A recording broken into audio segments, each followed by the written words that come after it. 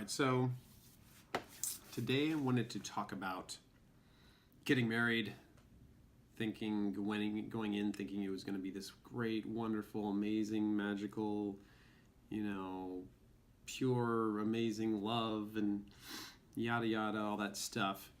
And then to discover that it wasn't anything like I was expecting. Like all my expectations were completely not met, and it ended up being one of the most emotionally traumatic, awful experiences of my whole life. And I realized that I'm not alone in that there's a lot of guys that have experienced that, thinking they're going in thinking that there's a certain arrangement, a certain deal that they're signing up for, only to discover that they got a completely raw deal. And oftentimes that it was either explicitly stated what the deal was or implied what the deal was, only to then discover after they moved in and now living together, discover that, oh wait, the terms of the deal just got changed. It, has a little bit of a feeling like I just signed my life away on some deal to buy some house or sign up for some job, and then after you signed up, you moved in, everything, and then suddenly told, oh wait, no, that's not happening now. That actually you signed up to live in this beautiful house, and instead you're not going to live in that beautiful house. You're actually going to live in a crack house, and you're going to be under constant torture and bondage and all that kind of stuff. And you're just like, wait, what? I did not sign up for this. I'm like, well, sorry, you signed up. But I'm like, but I didn't sign up for this.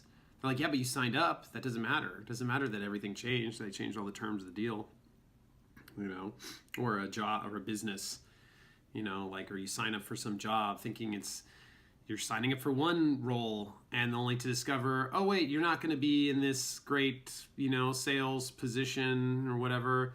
You're going to be, you're actually going to be thrown in some coal mine somewhere, digging in harsh conditions, and it's going to be brutal.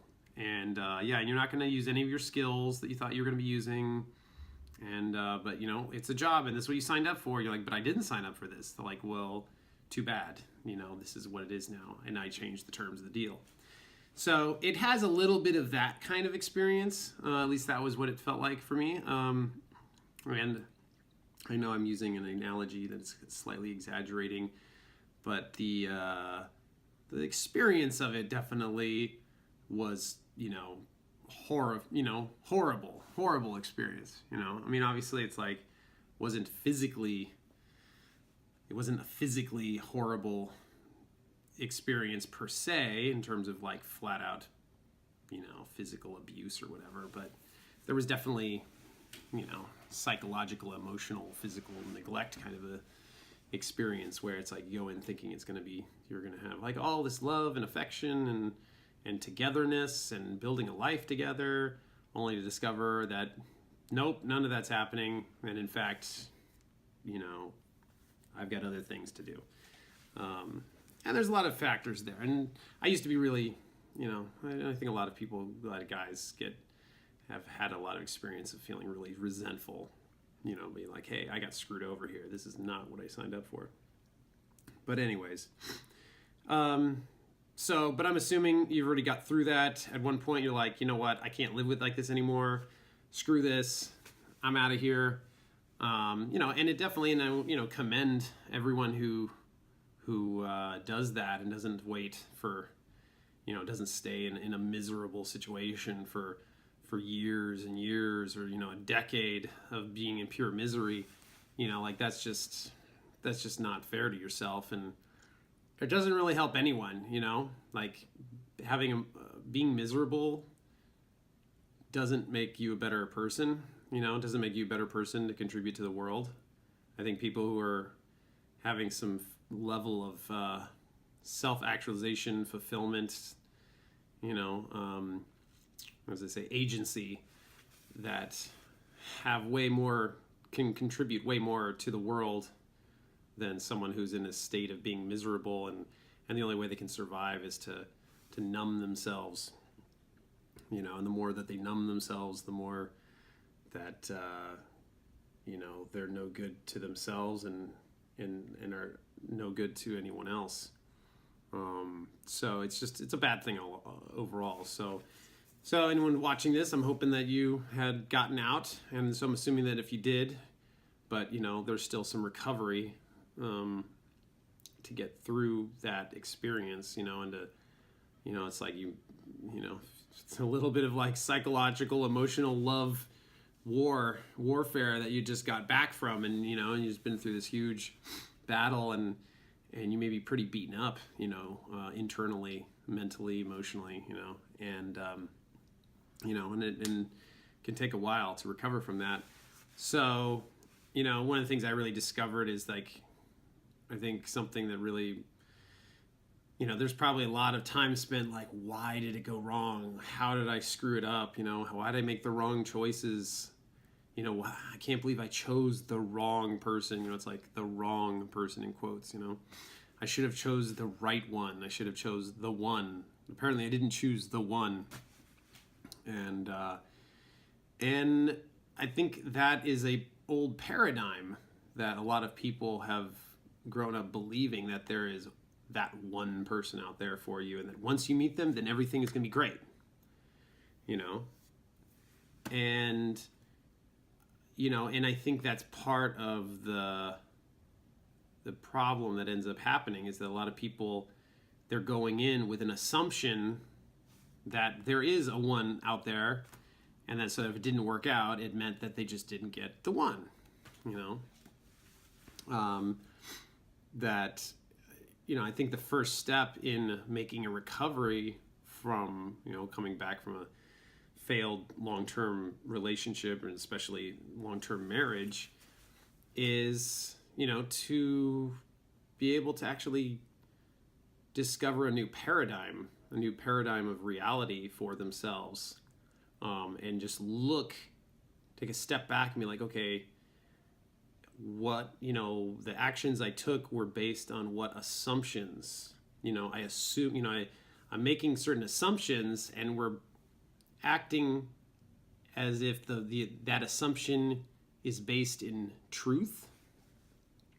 And I think that, you know, the time before jumping back into any kind of long-term relationship, before jumping back into like, okay, I want to get married again, and this time I'm going to find the right one, is to, you know, while you can, you know, once you get past the state of being in complete misery, and to be able to get to that somewhat neutral space where it's like you're sober, you'd been drunk, and then you had your hangover, and now you're back to being sober again. So it's like, while you're still in that state of soberness, there, you're not drunk on love again, and you're not having your recovering in your hangover from that experience of the love falling away and you know, being all miserable. You know, while you can still stay clear-headed enough in that sober state that you'd be in, that, like, you know, I myself feel like I've finally entered into the sober state, which, you know, I had been in the recovering state for quite some time, to really reflect on what happened and what assumptions did I make that weren't actually true, that I went in thinking that certain things were true, and that maybe even society had been saying that certain things are true, but then my direct experience was that wasn't true, you know. And so it's good to like reflect on that, you know, take time out to be like, okay, society says this, so it says that marriage is supposed to do certain things, you're supposed to have certain experiences of happiness and fulfillment, and, you know, steady sexual partner, and, you know, and all this togetherness, and, you know, all kinds of, you know, building this life together, and you live happily ever after, and all that kind of stuff. And, you know, and there's certain things that are being told to us, but how much of that is being told based on, you know, based on being true, or based on that it's for the benefit of that there's, certain parts of society or the design of society, it's in the best interest for that. And so it's in their best interest to actually, to basically lie to us and tell, give us a bag of goods that aren't very good, and I so don't want some of this stuff to be true, and yet you can't ignore it. It's like you want a fairy tale to be real, but it doesn't change the fact that it's still a fairy tale and it has no basis in reality, and that if you actually scrutinize it, it completely falls apart under any form of scrutiny. It immediately just falls apart. So that's what I've really discovered, and so that's what I really encourage you to, to develop a new paradigm of reality, that honors your experience. I think a lot of people get caught up in believing in the story, and there's like, there's the difference between there's the story and then there's what actually happened. And we're very attached to the story, and we end up collapsing the story and what happened. Same thing is true for relationships and for getting married, that we have this story and then what happened, and then the two get collapsed, and we're trying to reconcile them. And the truth is, what happened is what happened, and there's this story that we're being told of what it's supposed to be, and then there's the what happened of it, our actual experience of it. But then we're still like, oh, we feel obligated that the story is what's true, and somehow our experience of what happened was like the exception. That something went wrong. I must have screwed up somehow, which, you probably did screw up in some ways. But I think what I really got, one of the things to really grasp the concept of is that maybe you didn't screw up as badly as you think, that maybe it was just designed to screw up automatically, and there wasn't really that much you could have done differently about it. It's a very different way of looking at it, and it's very freeing if you look at it like that too, that, when, there's a lot of people with low self-esteem, and, we really take things out hard on ourselves, and we blame ourselves a lot for things. And, I know myself included, especially that, I kept rehashing again and again, thinking like, what could I have done differently? There's so much I could have done differently. But the reality is, if, the fact that it ended and then it just went down the tubes, unless you did something so blatantly bad, it probably failed because it was just going to fail, and there was probably nothing you could have done.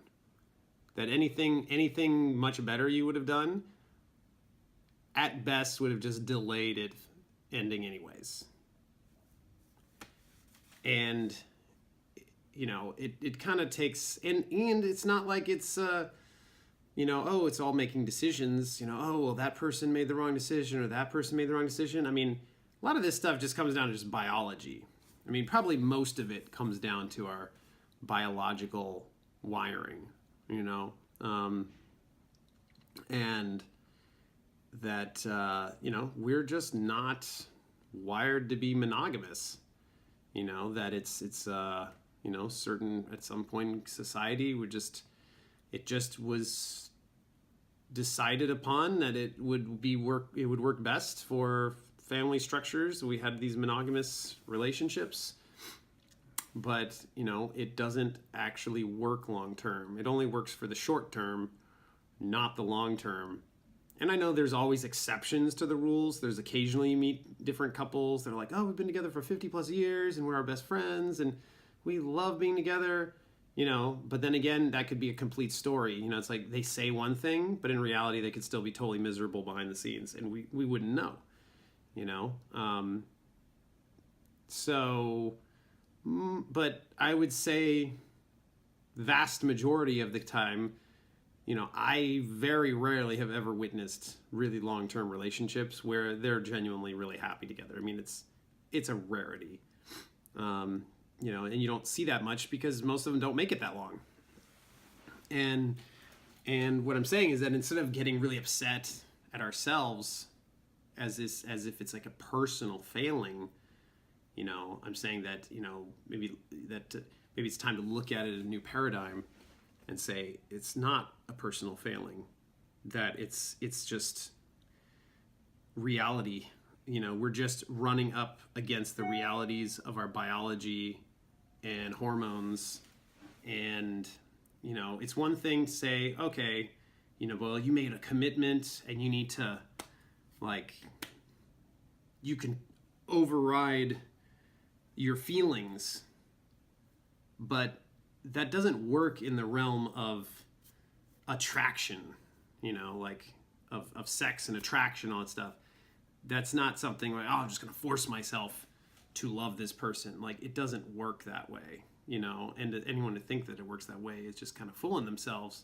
And I think that's part of the issue, is that there's a lot of people that are fooling themselves, and they're able to fool themselves for a while until one day they can't fool themselves anymore, and then all of a sudden things completely flip. And that's why in many relationships it seems like everything's going good, the guy thinks everything's fine, until one day everything changes and he's completely left clueless, wondering what in the hell just happened. Everything was fine, and then all of a sudden all interest is gone, completely changed, totally different. But the thing is, it had been building for a while. It didn't just change instantly overnight. It was that it just finally hit the tipping point where the last little bit, the last vestiges of any kind of attraction or desire, the last bit of it finally dissipated, and now there was nothing holding it together, and in that way, I kind of actually feel fortunate myself now that I was on an accelerated timetable, that my relationship went down the tubes really fast, right away, right from the get-go. And at first, looking back, I was so pissed and resentful about it. But in retrospect now, and the more I learn about how all these problems happen, and like I said, it's rooted in our biology, and it's just it's allowed me to be less resentful about it. It's like, what, the drives and the urges and desires of men and women, it's very much it's these changes in our hormonal changes in our bodies, attraction is not a choice. It's like you can choose to do different things, but that feeling of attraction that creates that true love and passion experience between two people, you can't choose it. It's either there or it's not, and part of it's why it's there or not is that it's heavily reliant on on your hormones and biological drives, and if it's just not present, then it's just not present. And a lot of those things, it's in cycles, and certain cycles are only there for a little while, and then once the cycle is done, it's done, and they've moved on to the next phase in life, which then they're not interested anymore, and there's nothing you can do about it. There's no amount of feeling committed or whatever that can change it. So instead of resisting it and getting angry at the what's so, it's like getting angry at gravity. How dare you keep me, pinned down to the earth and have me weighted down, and how dare you allow things to, when I push it off an edge, a ledge, that it falls to the ground. I mean, how ridiculous that would be if you were to argue that. But no, we've come to accept it. We don't argue it. We just learn to live with it, and now we've adapted to that. And so in the same way, I think it's really important to adapt and adjust. adopting a new paradigm of reality after the breakup, after the relationship failed, after the marriage came to an end, that instead of spending time blaming yourself, look at the facts, look at what actually happened, compare notes, and start discovering for yourself not what you could have done differently, but how could you've understood how reality actually works differently. That whatever you thought things were, maybe they weren't that way. Changing your assumptions, or throwing out your assumptions, or re-examining things that you believe to be true and put them back in the category of, oh, well, is that true? Or is that just an assumption? And re-examine those things and then look for evidence like, okay, is this actually true or not? Because, and the problem of resisting that is that you could, it's like heaven and hell are, we create heaven and hell. I know a lot of people believe there's a heaven up there, hell down below, and all that stuff. But, my own personal feeling about that is, that heaven and hell is more of an experience that we create for ourselves. It's an internal experience. And just like there's no limit, the sky's the limit for creating heaven. You can always create, there's always more just amazing experiences you can experience for yourself. Just as there's sky's the limit for heaven, hell is a bottomless pit. And the problem with that is, and why you need to get a grasp on this if you find yourself in hell for yourself, is that it can always get worse. Like that old saying of like, well, at least it can't get any worse, is not true. It's inherently false. Things can always get worse. So, that's, a lot of people fall into that trap thinking, oh, well, it can't get any worse because, well, it's just because they haven't seen worse. It can get a lot worse. A lot of things can get a lot worse in all areas of life.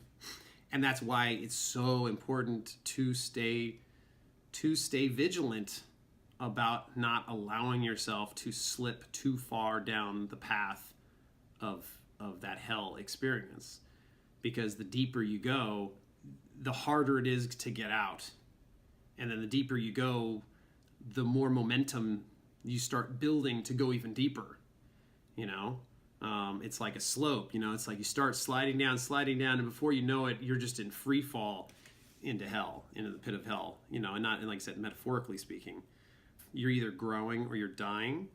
Can be mapped on you're either creating more heaven for yourself on earth, or you're creating more hell for yourself on earth, and that it never stays stagnant. It may feel like it could stay stagnant for, maybe a couple of days, but beyond that, if you don't put any effort into making things better in your life, or making yourself better, or moving towards something positive, on its own, your life and reality for you it's going to naturally start to slip into a more hellish experience, and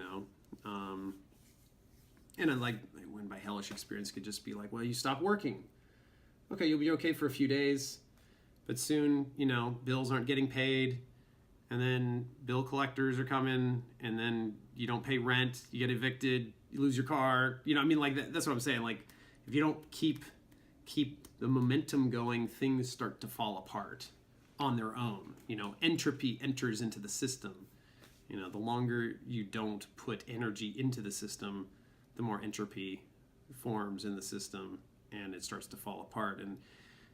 And that's true for so many things.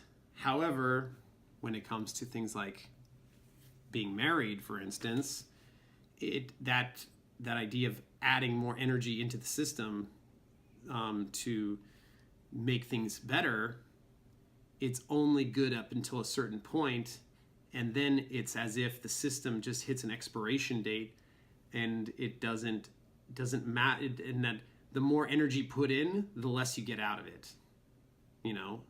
That's something that ends up happening.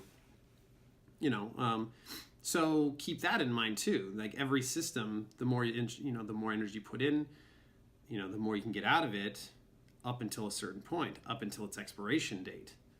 And a lot of things have an expiration date.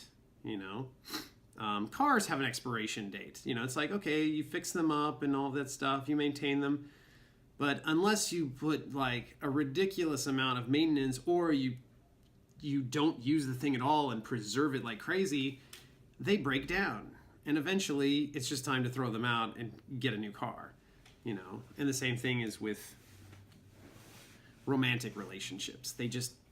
Things have an expiration date, and instead of fighting that reality, it's better to then just accept that reality and going into it that way, knowing that you're like, hey, if I go into a marriage, it's like knowing that you probably only got 5 to 8 years where it's going to be good, and then after that it's just going to be a slow, gradual decline, or in my case it was a very fast decline, and just understand that, it's like, hey, I'm signing up for a deal where things are only going to be good for for a few years, where it's going to be really good, and then it's just going to go downhill, and it doesn't matter how much I want it to stay good and how much energy or effort I put into making it good.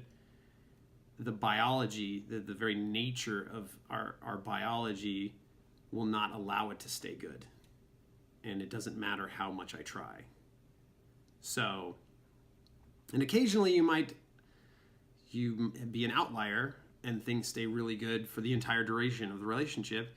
But, just understand that that's an outlier and that's not the norm. The norm is that it will go downhill.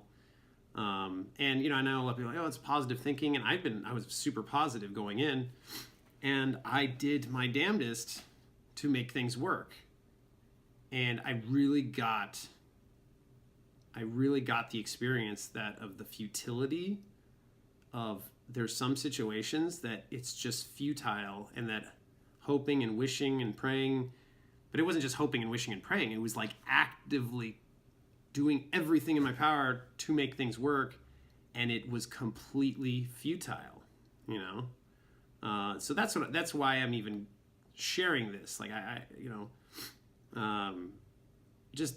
just know that once it's over, it's going to just be over, and there's nothing you can do about it, so it's important to keep, it's be good to just go into that situation knowing that day, there's probably at least a 90-95% chance that day will come.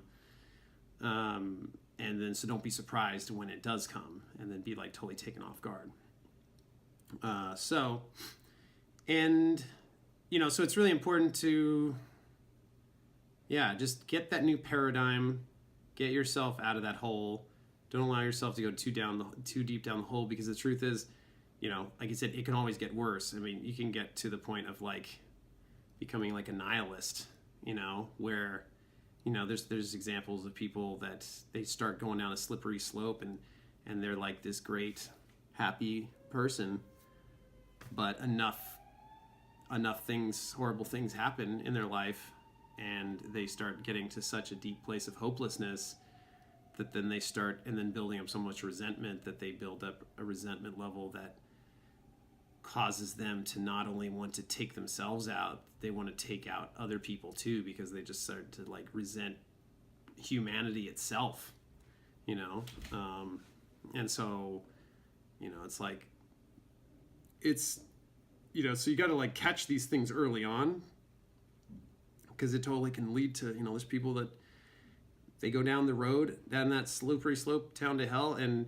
leads to like, some people, it ends at suicide, and other people it ends with murder suicide, and it's scary stuff. But it's just the reality of being a human being. So so again, recommend that it's important to take the time out to question, after you've gotten through all of it's been this horrible experience you've gone through, and now you're at a sober state, pause, to take time and reflect, and start to question the things that you thought were true, that you assumed are true, that you were making decisions and operating from the place of assuming that it was true, and say, hey, question those beliefs and those beliefs are like not just your own personal beliefs, but societally held beliefs. Like, okay, this is the way it is, and you're just kind of operating from an automatic, oh, well, this is the way it is because I was told that this is the way it is, and you never actually investigated, is that actually true, or is just told to us that it's true? Assume everything you believe is true is an assumption. I would say that's probably the best thing to start with. Whatever, just the most basic things about how you relate to, if you're a guy, you relate to women, and if you're a woman, relates to a guy. Just question your assumptions. Like, oh, like there's the one for me. Is that true? I'm from the point of view now that I don't believe that's true at all, because everyone will become the wrong person. If they start out as the right person, they will become the wrong person. Just because for biological reasons, it's just things go in cycles. That's like saying the right person.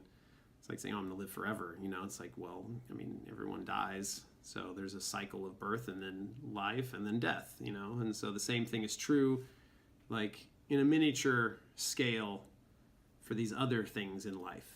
There's a birth, a life, and a death occurring within the greater birth, life, and death. In the relationship, there's the birth of the relationship. It peaks and then it dies, and some of those time scales are a much shorter time scale than a lot of us want to believe is true, so a lot of those relationship time scales, are only in a matter of a few years.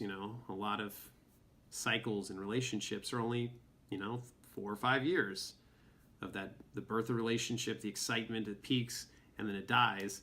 And unfortunately, a lot of people get married, and then they have that birth, life, and then death within the confines of the marriage, which is then it's supposed to last 30 years, and now the potency of the relationship is dead after 5 years, and now they still have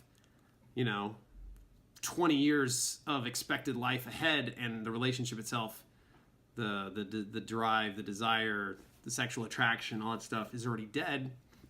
Now what are they supposed to do? 15, 20 years of a dead relationship, like if that's not hell, I don't know what is,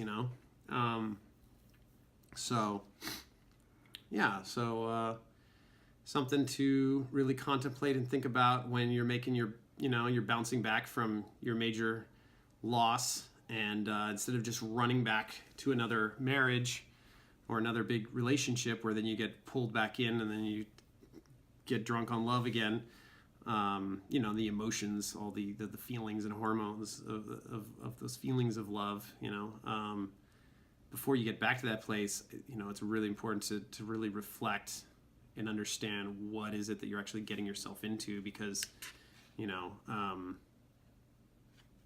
the more you can understand how it actually is, the more you can live a better life. There's nothing worse than living a life based on lies, based on, or I know that's such an overly used term, living a life based on assumptions that are not actually true, and then you start making decisions based on things that aren't actually true, and then you start inherently, the results you're going to get are not what you expect. It's like, like anything, like doing a math problem. If you start with the wrong variables, it doesn't matter that you're supposedly doing the math right. If the input is wrong, the output is always going to be wrong as well. And until you fix the input and put the correct information on the input, you won't be able to have the output that you'd expect.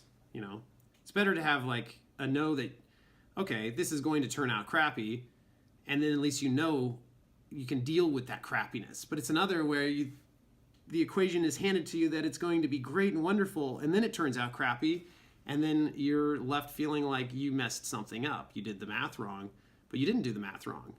It was just, you were just given the wrong equation, that it just wasn't true, you know, and then so there was nothing you can do about it to fix it. And that is the worst feeling, especially for guys. You know, it's like we always want to fix things. We just want to fix things. And it's that feeling of powerlessness that comes with not being able to fix it because it's inherently unfixable. You know, so it's better to just go in knowing that, hey, this situation can't be fixed. This is just the way it works.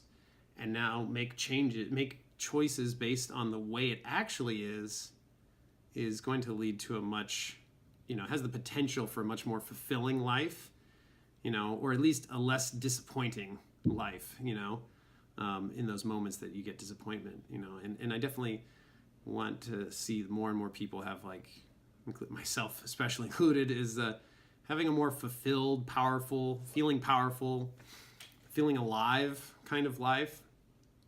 And, you know, and I think a good way to do that is to avoid getting yourself into situations that really just suck the power and aliveness right out of you, you know? And because I know that really did that for me, and I know it's done that for countless other people. Well, that's it for now. I hope you enjoyed this video. Make sure to click on subscribe and tune in to the next one. All right.